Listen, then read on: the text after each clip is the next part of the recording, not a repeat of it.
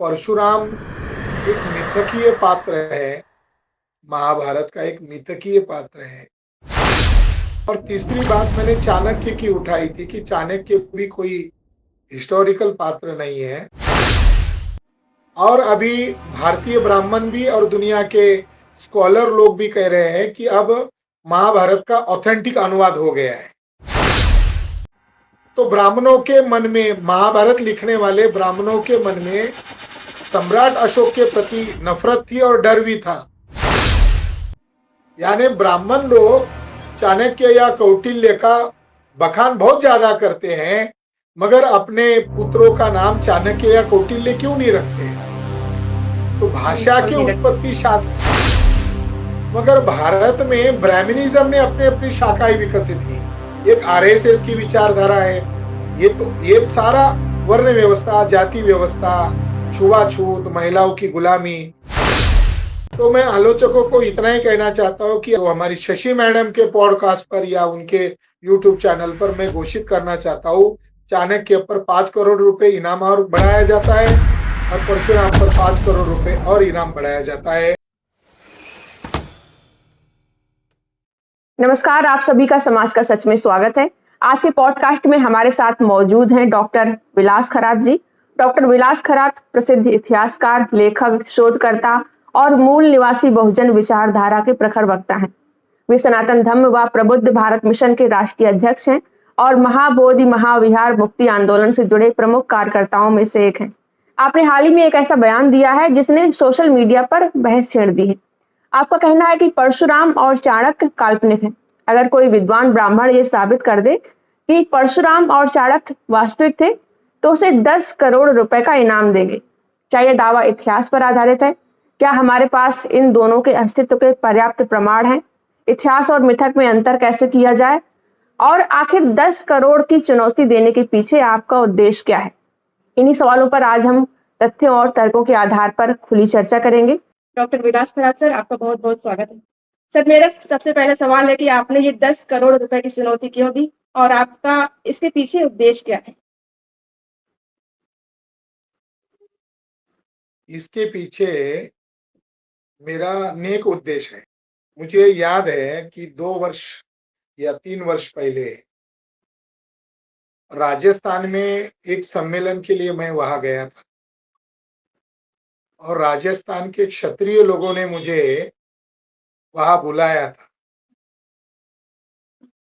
तो वहां मैंने राजा जयचंद को ये लोग गद्दार बोलते हैं, जबकि वो राजा बौद्ध राजा था। तो ये बात मैंने डिटेल में बताई। उसके साथ साथ मैंने ये भी मुद्दा वहां उपस्थित किया कि परशुराम एक मिथकीय पात्र है, महाभारत का एक मिथकीय पात्र है। उसको दिखाकर 21 बार निक्षत्रिय किया, ये बातें कैसी झूठी है और इतिहास के आधार पर ये तथ्यपरक नहीं है, ये काल्पनिक पात्र है। और तीसरी बात मैंने चाणक्य की उठाई थी कि चाणक्य भी कोई हिस्टोरिकल पात्र नहीं है।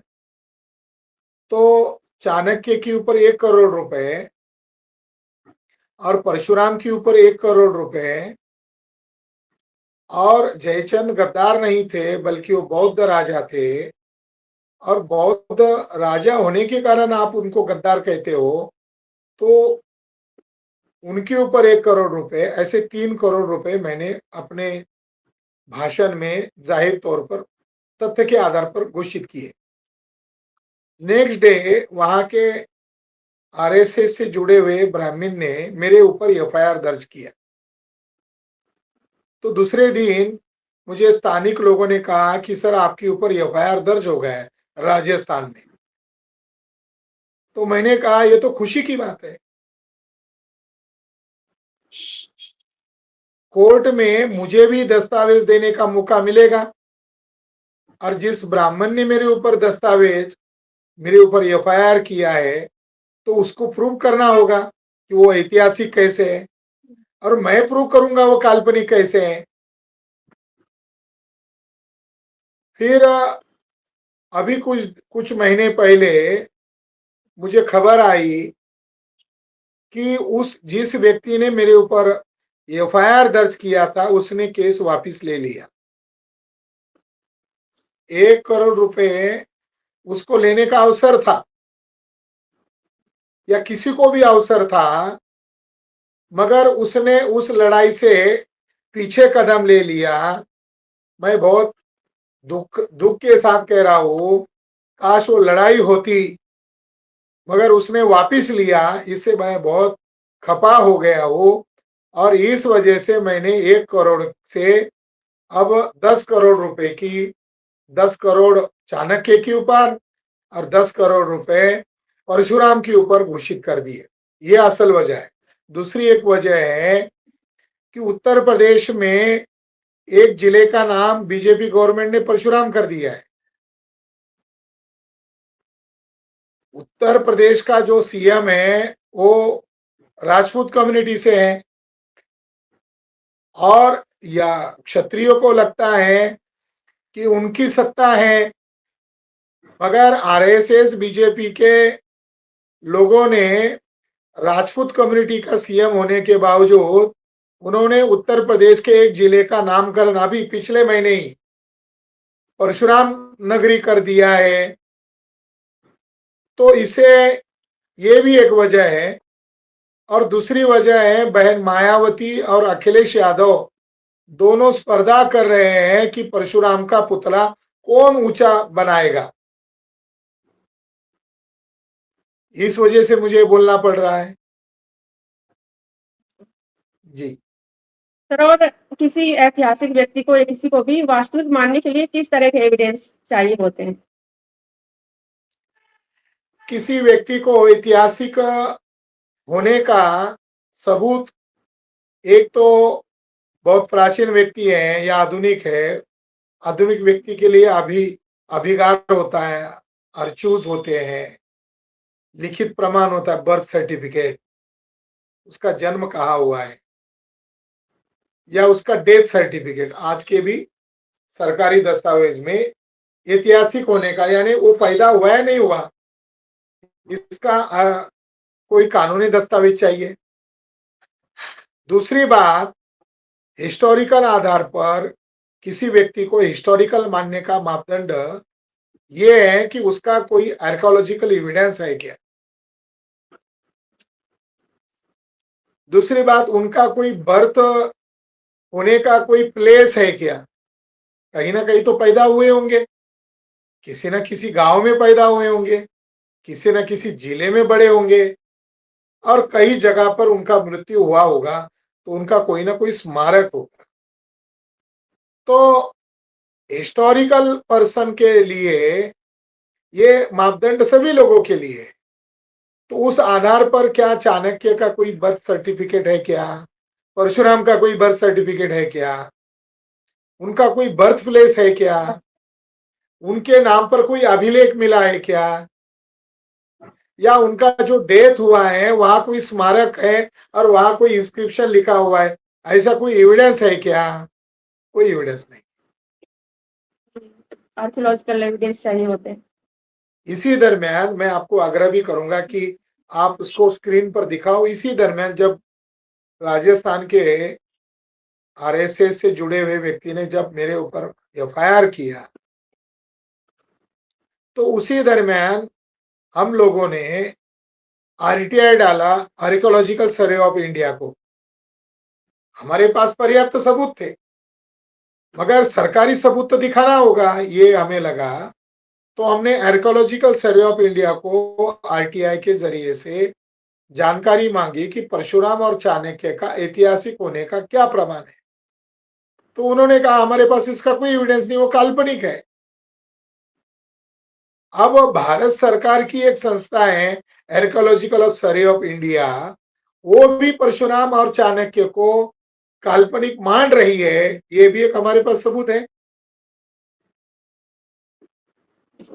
जी, और प्राचीन ग्रंथ, कुछ लोग कहते हैं प्राचीन ग्रंथ में ऐसा लिखा है कि वो थे, तो ये एविडेंस नहीं होते हैं, तो उसके लिए प्राचीन शिलालेख ग्रंथ कौन चाहिए। सा है? और प्राचीन ग्रंथ कौन सा है? कई कहते हैं कि उस किसका किताब में आधार लिखा देकर है बोल रहे हैं? परशुराम के बारे में, तो वो नहीं माने जा सकते उसका हैं। आधार और उसका आधार ये दे सकते हैं महाभारत। हाँ, परशुराम का आधार ये देते हैं महाभारत। महाभारत कब लिखा गया? क्योंकि क्योंकि किसी भी बात को प्रमाणित करने के लिए उसका पीरियड भी ढूंढना पड़ता है। महाभारत की रचना कब की गई? रामायण की रचना कब की गई? पुराणों की रचना कब की गई? तो महाभारत बुद्ध पूर्व नहीं है, रामायण बुद्ध पूर्व नहीं है, और सम्राट अशोक के समय में भी रामायण और महाभारत का कोई अस्तित्व नहीं था। इसका प्रमाण क्या है? इसका प्रमाण खुद रामायण और महाभारत है। रामायण में शाक्य मुनि तथागत बुद्ध का 16 बार जिक्र आता है। रामायण में शाक्य मुनि तथागत बुद्ध का 16 बार जिक्र आया, तो इसका मतलब बुद्ध पूर्व हुए। बिल्कुल। महाभारत में 131 बार बुद्ध का जिक्र है। महाभारत में 131 बार बुद्ध का जिक्र है, इसका मतलब महाभारत पूर्व है। बुद्ध पहले। एक बड़े हिस्टोरियन है, इंडोलॉजिस्ट है, इंटरनेशनल स्कॉलर है, उस व्यक्ति का नाम है मिस्टर फिट्जगेराल्ड, अमेरिका के निवासी। इन्होंने महाभारत का 12 खंडों में अनुवाद किया है, और अभी भारतीय ब्राह्मण भी और दुनिया के स्कॉलर लोग भी कह रहे हैं कि अब महाभारत का ऑथेंटिक अनुवाद हो गया है। तो फिट्जगेराल्ड महोदय का ये कहना है कि परशुराम ये पात्र काल्पनिक है,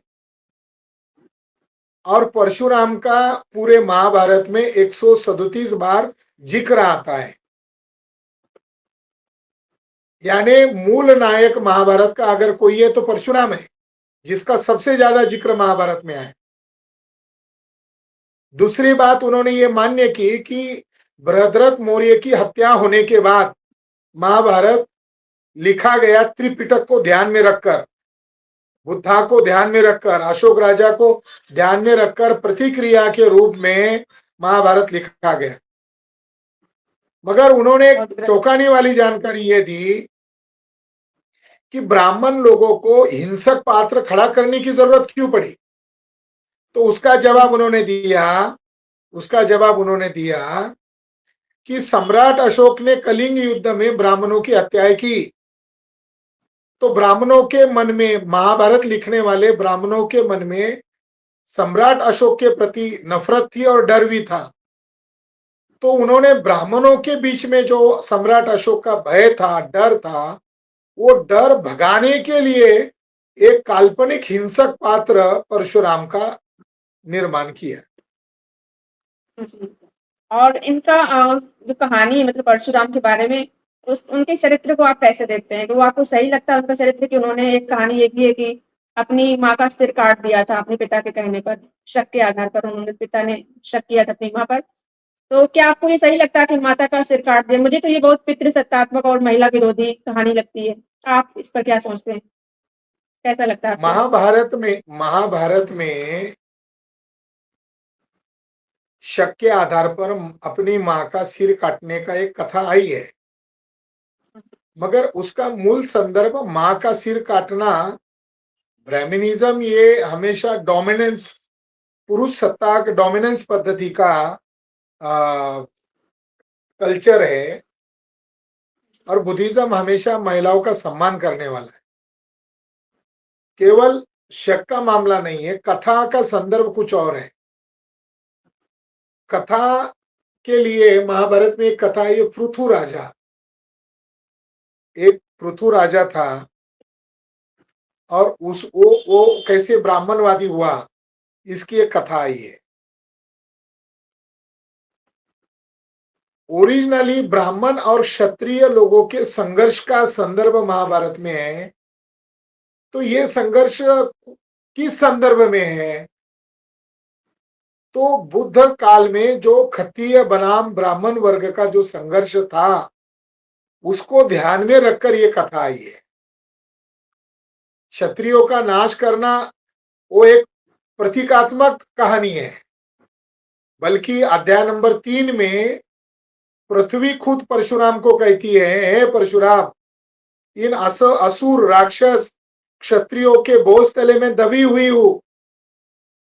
यानी पृथ्वी क्या कह रही है कि तू उसको मार डाल। और वजह क्या होती? गाय गाय का मामला, यानी गाय धेनु के विवाद से परशुराम गुस्से में आया, ये कथा का आधार बनाया गया है, जो निमित्त मात्र है, झगड़े का आधार निमित्त मात्र है। कामधेनु का मुद्दा खड़ा किया और एक क्षत्रिय को नहीं मारा, बल्कि 21 बार निक्षत्रिय किया। और वर्तमान में क्षत्रिय लोगों को भी लज्जा महसूस होती है जब आरएसएस बीजेपी के लोग परशुराम के सदिच्छा फोटोग्राफ छापते हैं, बोर्डिंग पर लिखते हैं। तो महाभारत में यह बखान है कि क्षत्रानी यानी क्षत्रिय महिला परशुराम के पास गई और उन क्षत्रानियों ने परशुराम को कहा कि अब तुम ही हमारे कोख में तुम्हारा बीज डालो। तो महाभारत क्षत्रियों का चरित्र हनन करता है, मगर वो क्षत्रिय बुद्धिज्म से रिलेटेड है। कथा के पात्र के रूप में भले ही अलग अलग बातें आई है, मगर बौद्ध खत्तियों के खिलाफ एक हिंसक अभियान था, इससे उसका रिलेटेड है। और अशोक राजा के भय के कारण एक काल्पनिक परशुराम कैरेक्टर पैदा किया गया है, यह तथ्य हमारे सामने आया है। और चाणक्य के बारे में बात करें तो कहते हैं, लोग कहते हैं कि चंद्रगुप्त मौर्य और चाणक्य का उल्लेख कई स्रोतों में मिलता है। इसका जवाब आप कैसे देते हैं? उस पर मैं कहूंगा, मगर आपके दर्शकों को एक लॉजिकल बातें मैं समझाना चाहता हूँ परशुराम का मैटर को क्लोज करने के लिए। महाभारत के अंदर एक सोचने वाली बात है कि रामायण कितने अध्याय में लिखा है? 18। महाभारत कितने अध्याय में लिखा है? 18। भगवत गीता कितनी अध्याय में लिखी गई है? 18। पुराण कितने हैं? 18। तो ये 18 आंकड़ा क्या है, क्यों आया? तो ये जो 18 आंकड़ा आया, विश्व प्रसिद्ध इतिहासकार माननीय अल्फ हिल्ट ये कहते हैं कि भारत दुनिया का एजुकेशनल हब था और दुनिया के लोग इंडिया में एजुकेशन लेने आते थे और उन तमाम यूनिवर्सिटी में बुद्धिज्म के 18 निकाय पढ़ाए जाते थे। यानी बुद्धिज्म की 18 शाखा मानी गई थी, यानी हमारा सिलेबस 18 शाखाओं में था। और उन 18 आंकड़े को महाभारत लिखने वाले धूर्त ब्राह्मणों ने 18 आंकड़े को ध्यान में रखकर 18 आंकड़ा लिखा। महाभारत में एक वर्णन है कलियुग का। तो कलियुग का बखान इस तरीके से किया गया है।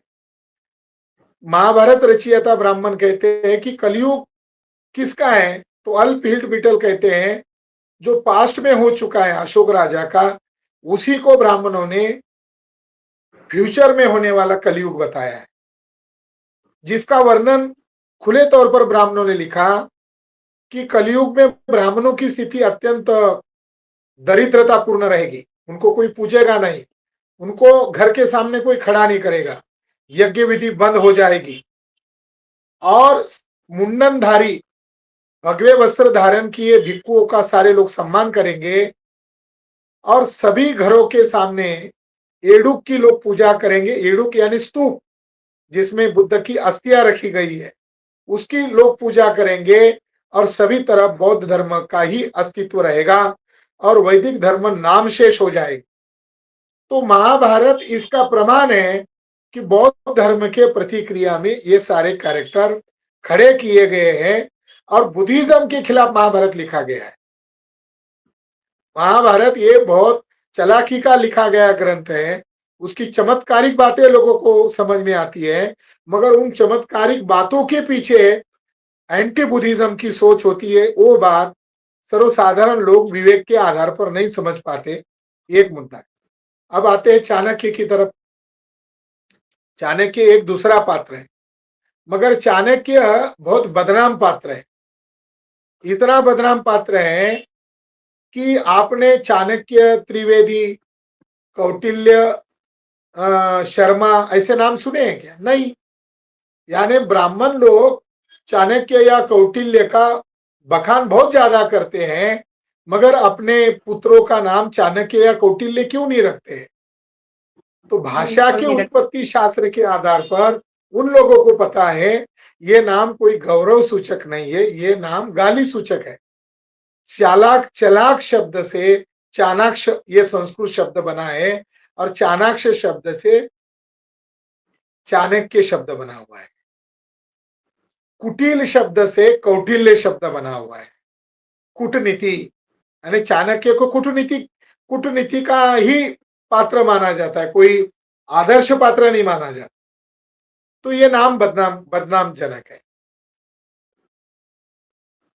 हिस्टोरियन में मैंने आपको एक एविडेंस भेजा है, एक इंटरनेशनल रिसर्च पेपर है, और उसका शीर्षक ही है कौटिल्याज अर्थशास्त्र इज मौर्यन डॉक्यूमेंट।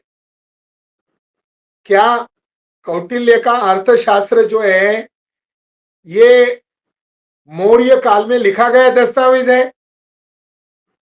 वो जो इंटरनेशनल संशोधक है, उन्होंने उस रिसर्च पेपर में प्रमाणित कर दिया कि किस तरीके से ब्राह्मण लोगों ने उस किताब का महत्व बढ़ने के लिए आखिर में मौर्य शब्द जोड़ दिया।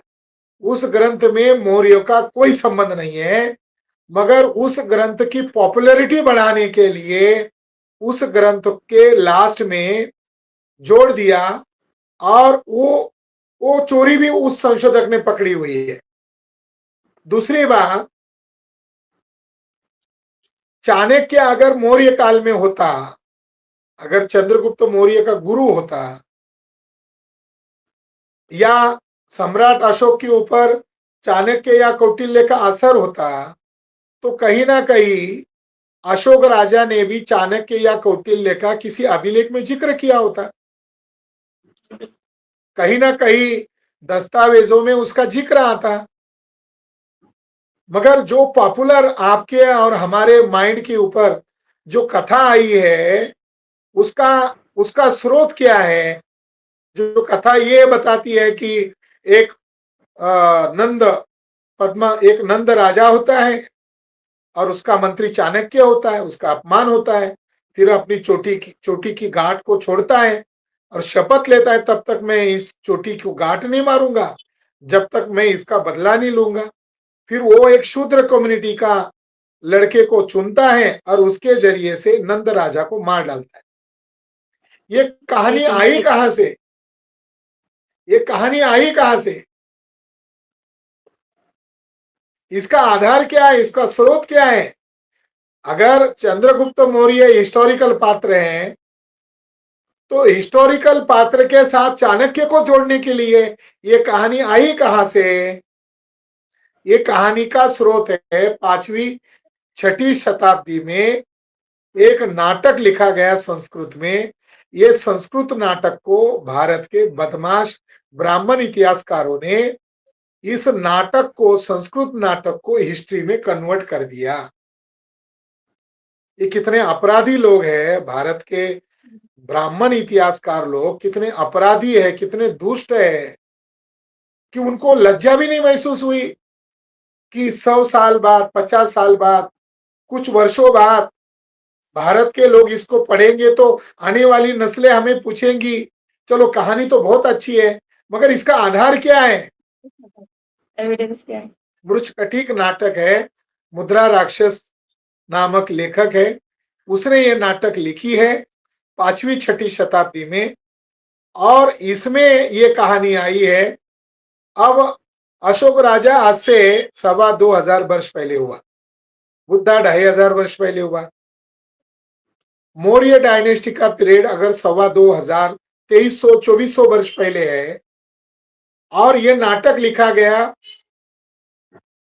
उनके बुद्ध के महापरिनिर्वाण के बाद या मौर्य राजा के ईसा पूर्व 185 के बाद अगर काउंट भी कर लिया जाए, हम तीसरी शताब्दी से मौर्य राजा से अगर काउंट कर लिया जाए, वो 300 साल और ये 500 साल, यानी 800-900 साल बाद मौर्य राजा के, अशोक राजा के 800-900 साल बाद लिखा गया काव्य क्या इतिहास का दस्तावेज हो सकता है?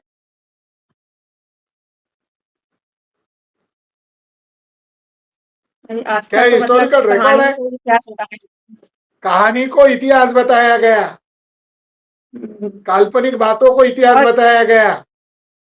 अभी मैं और चौंकाने वाली बात आपको बताता हूं। उस कहानी के आगे क्या और जोड़ा गया कि चंद्रगुप्त मौर्य को शूद्र कहा, नंद राजा को क्षत्रिय कहा। यानी आश्चर्यजनक बात यह है कि चंद्रगुप्त मौर्य क्षत्रिय है, उनका गणसंघ शाक्य गणसंघ है, वो भी बुद्ध के कुल के हैं, बल्कि उनको शूद्र कहा और नंद राजा को क्षत्रिय कहा। जब शिवाजी राजा ने क्षत्रिय होने का दावा किया, कुर्मी थे छत्रपति शिवाजी महाराज, जब उन्होंने दावा किया तो ब्राह्मणों ने, हम इतिहास में पढ़ते हैं, ब्राह्मण लोग हमको पढ़ाते हैं, तो उन्होंने लिखा कि ब्राह्मणों ने कहा नंद अंतम क्षत्रिय अंतम, यानी अकेला क्षत्रिय था वो नंद। अब वो नंद राजा चंद्रगुप्त मौर्य के द्वारा मारा गया, अब धरती पर कोई क्षत्रिय नहीं बचा हुआ है, नंद अंतम क्षत्रिय अंतम। उन बदमाश ब्राह्मणों ने और एक स्टोरी रची और तमाम मौर्यों का, तमाम शाक्यों का, तमाम कुशवाहा लोगों का चरित्र हनन किया, बल्कि तमाम बहुजनों का चरित्र हनन किया। आगे वो कहानी ये बताते हैं कि नंद की एक मुरा नामक दासी थी। दासी का संदर्भ अनाचार से, और चंद्रगुप्त मौर्य जो है दासी पुत्र है और उस दासी का नाम मुरा था, इसलिए मुरा नाम से मौर्य नाम पड़ा। कितना घृणित पाप इन लोगों ने किया। यानी इस कहानी को अगर आप मान्यता दोगे चाणक्य को, तो फिर मुरा नामक दासी की काल्पनिक कहानी को भी आपको मान्यता देना पड़ेगा। और मुरा से मौर्य नाम पड़ा। ये तो तमाम मौर्य वंशजों का, जो आज की कुशवाहा, शाक्य, सैनी जो अपने आप को कहते हैं, और हम लोग भी मौर्य वंशज हैं, तो हम लोगों का ये बहुजनों का अपमान करने वाली कहानी है। इसलिए मैं कह रहा हूं कि 10 करोड़ इनाम घोषित करने के पीछे वजह क्या है कि मैं ब्राह्मणों को चुनौती तो दे रहा हूं, मगर ये जो ब्राह्मणों की विचारधारा को आधार मानकर जो गुलाम बना हुआ हमारा बहुजन समाज है, उनके दिमाग पर मैं अटैक करना चाहता हूं। उनको विचार करने के लिए मैं मजबूर कर रहा हूं कि क्यों मैं 10 करोड़ रुपए का इनाम घोषित कर रहा हूं। कुछ ब्राह्मण लोगों ने मुझे कमेंट किया, 1 करोड़ रुपए एडवांस भेज दीजिए, बाद में हम बहस करेंगे। एविडेंस कोई नहीं उनके पास, कोई ब्राह्मणों प्रूफ नहीं है में इसलिए। ब्राह्मणों में कोई बौद्धिक योग्यता नहीं है। ब्राह्मणों का काम था मेरा चुनौती को स्वीकार करे। यही मैं बहुजन लोगों को बताना चाहता हूं। अब इनकी अभी मन तक गढ़ंत कोई नहीं बातों को आया। इतिहास मत मानिए, तथ्य अलग है। अशोक और बुद्ध ही भारत की पहचान है, उसको मिटाने की साजिश और की जा रही है। यहाँ पर बहुत सारे लोग हैं जो काल्पनिक कह दो किसी को तो उनके आराध्य को तो बहुत जल्दी बुरा मान जाते हैं, आहत हो जाते हैं। तो उन पर आप तो क्या कहना चाहेंगे जो आहत हो जाते हैं? आहत जैसे एक डॉक्टर होता है, उसी तरह इतिहासकारों को होना चाहिए। मैं एक इतिहासकार हूं, बहुजन लोगों में मेरी एक मान्यता है। तो इतिहास जो है वो किसी के मन मर्जी के हिसाब से नहीं चलेगा। बिल्कुल। सत्य को प्रकाशित करना होगा, सत्य को सामने लाना होगा। आपकी आहत होने आपकी आहत होने का क्या मतलब है? अशोक राजा भारत की पहचान है। अशोक राजा का चक्र जो है वो भारत का सिंबल है। इतनी दुख की बात है कि जिस राजा का सिंबल हमारा राष्ट्र का गौरव है, ध्वज में उसका अंकन है, उस राजा की भी जयंती भारतीय लोगों को मालूम नहीं है। इससे आहत नहीं होना चाहिए। इससे तो मैं आहत हुआ हूं कि भारत सरकार अभी तक सम्राट अशोक की जयंती का अवकाश घोषित नहीं किया है। यह अवकाश, यह आहत होने वाली बात है। और काल्पनिक चाणक्य की बातें आप प्रचार में ला रहे हो। और सम्राट अशोक की सच तो जयंती क्या कौन से महीने में आती है, कौन से तारीख को आती है? और सम्राट अशोक को पैदा होकर कितने साल गुजर गए, इस देश का प्रधानमंत्री नहीं बता पा रहा है। इस देश का गवर्नमेंट की जिम्मेदारी है अवकाश घोषित करने की, ये मेरी जिम्मेदारी नहीं है। मगर जब हमको मौका मिलेगा तो हम सूद के साथ सारा वसूल करेंगे।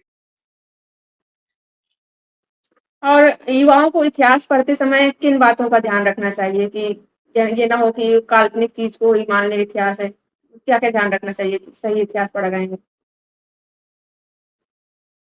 इतिहास को पढ़ते समय इतिहास को इतिहास की दृष्टि से पढ़ना चाहिए। मगर भारत में इतिहास लिखने वाला जो वर्ग है वो अलग अलग आइडियोलॉजी को आधार बनाकर लिख रहा है। एक एक विचारधारा कांग्रेस की विचारधारा है, एक विचारधारा समाजवादी विचारधारा है, तीसरी विचारधारा कम्युनिज्म साम्यवाद की विचारधारा है। तो इतिहास को इतिहास की नजर से लिखा जाना चाहिए। मगर भारत में ब्राह्मणिज्म ने अपनी अपनी शाखाएं विकसित की। एक आरएसएस की विचारधारा है। ये सारा वर्ण व्यवस्था, जाति व्यवस्था, छुआछूत, महिलाओं की गुलामी, इसके ऊपर ये विचारधारा टिकी हुई है। और ये लेखन करते समय ब्राह्मणों की सुप्रमेसी कैसे बरकरार रहे इसका वो ख्याल रखते हैं। अब उदाहरण के लिए लीजिए, बुद्ध अभी वर्षवाद चल रहा है। बुद्ध ने प्रथम उपदेश किया था, मगर ब्राह्मणों ने क्या लिखा? बुद्ध ने पंचवर्गीय ब्राह्मण लोगों को शिष्य बनाया। यानी इतिहास लिखते समय क्या ध्यान रखते हैं? बुद्ध महान जरूर है, मगर उनके शिष्य कौन थे? ब्राह्मण थे। जबकि वो जो 5 भिक्षु थे सारनाथ में जो प्रथम धम्मोपदेश हुआ, वो 3 शाक्य थे और 2 कोलीय थे, मगर लिखा क्या? ब्राह्मण थे। शिवाजी महाराज महान थे, क्यों महान थे? क्योंकि उनके गुरु भट्ट रामदास थे। यानी लेखन कैसे किया जा रहा है? लेखन इस ढंग से किया जा रहा है, इसको इतिहास माना जा रहा है। महानता का प्रमाण क्या है? जिसके गुरु ब्राह्मण है वो महान है। अंबेडकर भी महान है। अभी आजकल ब्राह्मण लोग लिख बोल रहे हैं सोशल मीडिया में, क्यों महान है अंबेडकर? तो अंबेडकर का नाम सकपाल था, और जब वो स्कूल में दाखिल किए प्राइमरी स्कूल में, तो अंबेडकर नामक ब्राह्मण गुरुजी थे, तो उन्होंने अपना अंबेडकर नाम दिया। एबीसी तो में वहां तफ्तीश की, उस स्कूल में जाकर तफ्तीश की 1890 के दरमियान। वहां कोई अंबेडकर नामक टीचर था क्या? वहां कोई टीचर ही नहीं था। मगर ये प्रचार किया जा रहा है कि अंबेडकर नाम एक ब्राह्मण के द्वारा दिया गया है। तो उनके गांव के नाम से किया। इतिहास केवल प्राचीन इतिहास ही तोड़ा मरोड़ा नहीं जा रहा है, बल्कि आधुनिक काल में भी इतिहास को तोड़ा मरोड़ा जा रहा है। तो इतिहास युवाओं को पढ़ने के लिए साइंटिफिक आइडियोलॉजी को स्वीकार करना होगा।